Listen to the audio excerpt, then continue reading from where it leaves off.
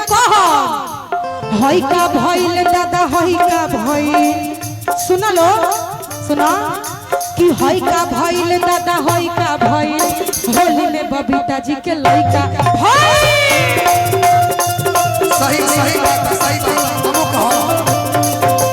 हई का भइल दादा हई का भइल होली में धनंजय जी के लइका हेलो ई आइल बने का सुने सुने हने अब ठीक बा कोई दिन हई का अब हम कोई दिन हई का भइल देखो हई का भइल प्रियंका के कुआरे में लइका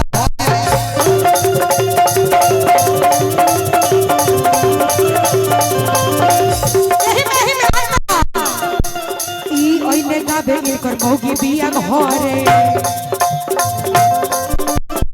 ई ओइले गाना गावे ई ओइले गावे एकर मौगी बिया घरे बार बार यार बबीता के खतिए मत छोड़े सोहर सोहर कौन होला सोहर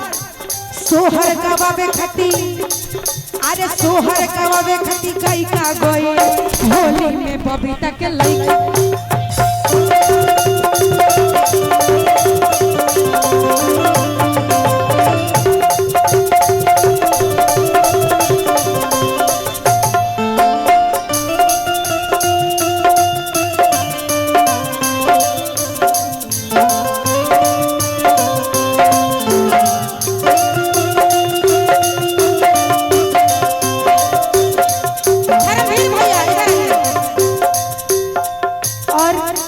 हमारे बहुत ही अच्छे कलम के जादूगर धर्मवीर भैया आए हैं